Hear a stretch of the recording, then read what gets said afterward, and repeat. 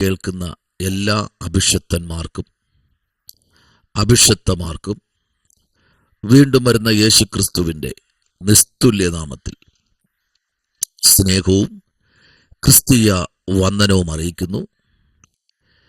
ഒരു ഞായറാഴ്ച കൂടെ കർത്താവിൻ്റെ ശബ്ദവുമായി നിങ്ങളുടെ മുൻപിൽ വരുവാൻ സർവകൃപാലുവായ ദൈവം ആയുസ്സിൻ്റെ ഒരു ദിനം കൂടെ തന്നതിനെ ഓർത്ത് കർത്താവിനെ സ്തുതിക്കുന്നു. പ്രത്യേകാൽ ലോകരാജ്യങ്ങളിരുന്നു കൊണ്ട് യൂട്യൂബിൽ കൂടെ ഈ ദൈവശബ്ദം കേൾക്കുന്ന എല്ലാ അഭിഷക്തന്മാർക്കും കർത്താവിൻ്റെ നാമത്തിൽ സ്നേഹവും ക്രിസ്തീയ വന്ദനവും അറിയിക്കുന്നു. ഈ പ്രഭാതത്തിൽ അല്പനിമിഷം ചിന്തയ്ക്കായി ഇയ്യോബിന്റെ പുസ്തകം 10-ാം അധ്യായം അതിൻ്റെ 1-ാമത്തെ വാക്യം. എൻ്റെ ജീവൻ എനിക്ക് വെറുപ്പായിരിക്കുന്നു, ഞാൻ എൻ്റെ സങ്കടം തുറന്ന് പറയും, എൻ്റെ മനോവ്യസനത്തിങ്കൽ ഞാൻ സംസാരിക്കും. വളരെ അനുഗ്രഹിക്കപ്പെട്ട ഒരു ദൂതാണ്. ഈ പ്രഭാതത്തിൽ ഇയ്യോബ് ദൈവത്തോട് തൻ്റെ ആവലാതി പറയാൻ, തൻ്റെ വിഷയങ്ങളൊന്ന് പറയാൻ ഒരു അവസരം കിട്ടി. ദൈവത്തോട് അവൻ്റെ പ്രശ്നങ്ങളൊക്കെ ഒന്ന് ദൈവത്തോട് പറയുകയാണ്. സ്തോത്രം. അവൻ അവൻ്റെ സ്നേഹിതന്മാരോട് പറഞ്ഞെല്ലാം മടുത്തു. അവൻ തൻ്റെ ദൈവത്തോട് തൻ്റെ വിഷയങ്ങളൊന്ന് ഷെയർ ചെയ്യുകയാണ്. 1-ാമത്തെ വാക്യം മുതൽ 17-ാമത്തെ വാക്യം വരെ വായിക്കുമ്പോൾ ഇയ്യോബും ദൈവത്തോട് സംസാരിക്കുക. ആമേൻ. തൻ്റെ നാളുകളെ ഇനി എത്രയാണ് മുൻപിലോട്ടുള്ളത് എന്നൊക്കെ ദൈവവും ഇയ്യോബും തമ്മിൽ സംസാരിക്കുകയാണ്. ഇന്ന് പകലിൽ ഈ വിശുദ്ധമായ ദിവസം, കഴിഞ്ഞ ഞായറാഴ്ച മുതൽ ഈ ഞായറാഴ്ച വരെ പ്രഭാതം വരെ നിങ്ങൾ ദൈവത്തോട് സംസാരിച്ചോ? നിങ്ങളുടെ വിഷമങ്ങൾ ദൈവത്തോട് പറഞ്ഞോ? ദൈവവും നിങ്ങളുമായി ഒരു കമ്മ്യൂണിക്കേഷൻ ഉണ്ടായിരുന്നോ? ദൈവം നിങ്ങളുടെ പ്രാർത്ഥന കേട്ടോ? അല്ലയോ രാവിലെ ഈ ഞായറാഴ്ച പള്ളിയിൽ എണീറ്റ് നിന്നിട്ട് കഴിഞ്ഞ ഒരാഴ്ച വളരെ ദുഃഖമായിരുന്നു, കഷ്ടമായിരുന്നു എന്ന് പറയാനാണോ രാവിലെ തയ്യാറായിരിക്കുന്നത്? എന്നാൽ നോക്കൂ, ഇയ്യോബ് ദൈവത്തോട് പറയുക. മനുഷ്യനോട് പറഞ്ഞു കഴിഞ്ഞാൽ കളിയാക്കും, പരിഹസിക്കും. ഇയ്യോബിനെ പിന്നെ നിർത്തത്തില്ല. ഇയ്യോബ് ദൈവവുമായിട്ട് ഒരു വലിയ ബന്ധമുള്ളത് കൊണ്ട് ഇയ്യോബിന്റെ വിഷയമെല്ലാം ദൈവത്തോട് പറഞ്ഞു.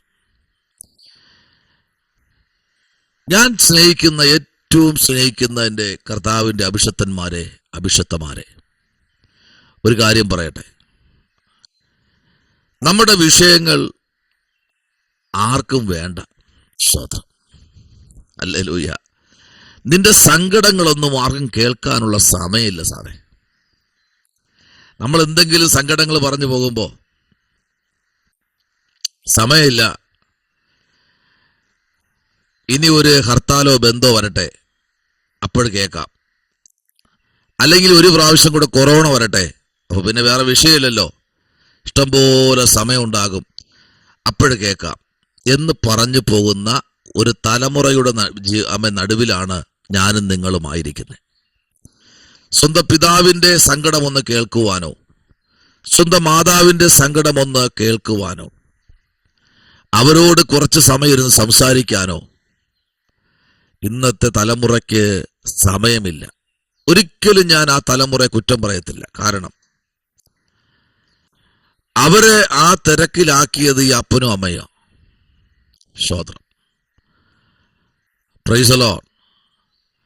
അത് പഠിപ്പിച്ചു, ഇത് പഠിപ്പിച്ചു. ആമേൻ. അവരെ വിദേശ രാജ്യങ്ങളിലേക്ക് അയച്ചു. ഇപ്പോൾ അമ്മയും അപ്പനും കരയുക. വീട്ടിൽ 2 പട്ടിയുണ്ട്, പട്ടിയെ നോക്കുക, അതിൻ്റെ പിറകെ നടക്കുക, സംസാരിക്കുക എന്നുള്ളതല്ലാതെ പിന്നെ കുട്ടികളെ കുറ്റം പറയുക. എന്നോട് സംസാരിക്കുന്നില്ല, എന്നെ വിളിക്കുന്നില്ല, എന്നെ ആമേൻ സ്നേഹിക്കുന്നില്ല.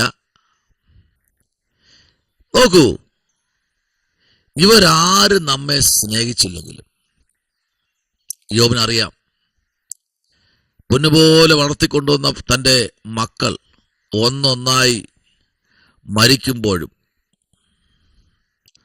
താൻ വേദനപ്പെട്ടില്ല. കാരണം യഹോവ തന്നു, യഹോവ എടുത്തു. ഈ ഒരു മനോഭാവം നമ്മുടെ ജീവിതത്തിലുണ്ടോ? ദൈവം അറിയാതെ എൻ്റെയും നിങ്ങളുടെ ജീവിതത്തിൽ ഒന്നും സംഭവിക്കുന്നില്ല. അതിന് എത്ര ശത്രു കിണഞ്ഞ് പരിശ്രമിച്ചാലും അത് നടക്കത്തില്ല. സ്തോത്രം. യോബിന്റെ പുസ്തകം 7-ാമത്തെ അധ്യായം അതിൻ്റെ 16-ാമത്തെ വാക്യം.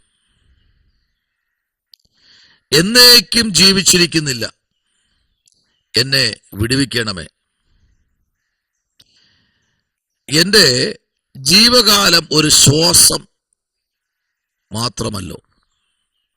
Price the Lord. കണ്ടോ, എൻ്റെ ജീവകാലം ഒരു ശ്വാസം. സ്തോത്രം. യോബിനറിയാം, എന്നെ വിടണമേ. Price the Lord. എൻ്റെ ജീവനല്ല, ഞാൻ ജീവിച്ചിരിക്കുകയല്ല, എന്നെ വിടണമേ.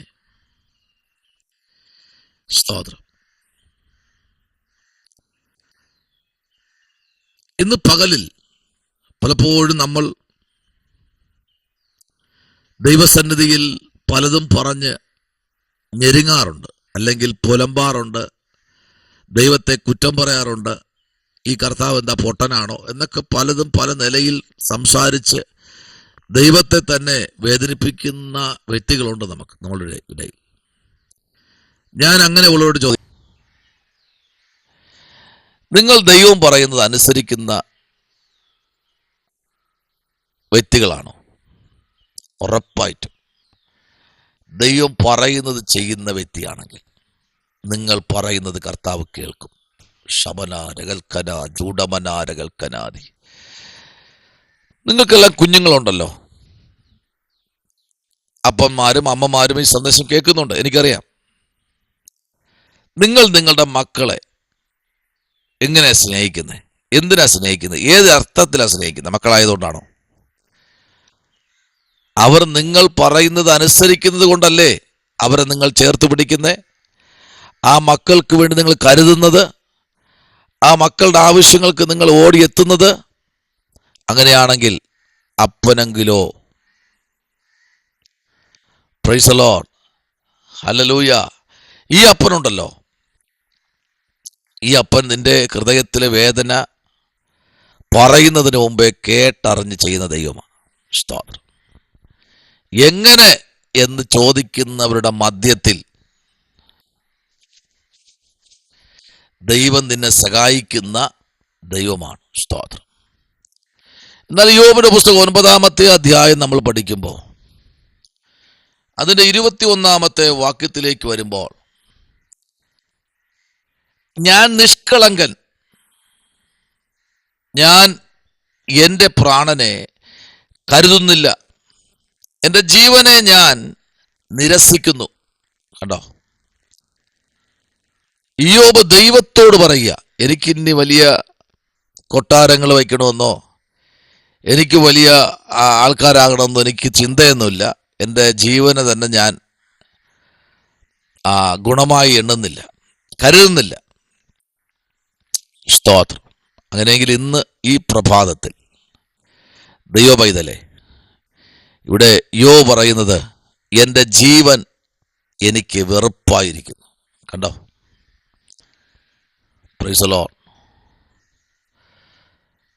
ഹല്ലേലൂയ. അവൻ വെറുത്തിരിക്കുകയാണ്. കാരണം ദൈവത്തോട് അവർ കാര്യങ്ങൾ പറയാനുള്ള സമയം ഇതാ വന്നിരിക്കുന്നു. ഈ കഴിഞ്ഞ അധ്യായങ്ങളിലൊന്നും ദൈവത്തോട് സംസാരിച്ചില്ല എന്നല്ല, അവർ തുറന്നു പറയുകയാണ്. എന്നാൽ 9-ാം അധ്യായത്തിന്റെ 21 പറയുന്നു, ഞാൻ നിഷ്കളങ്കൻ. ഓ ഹല്ലേലൂയ, പ്രൈസ് ദി ലോർഡ്. ഞാൻ നീതിമാനിലും എൻ്റെ സ്വന്തം വായി എന്നെ കുറ്റം വിധിക്കും. ഹല്ലേലൂയ.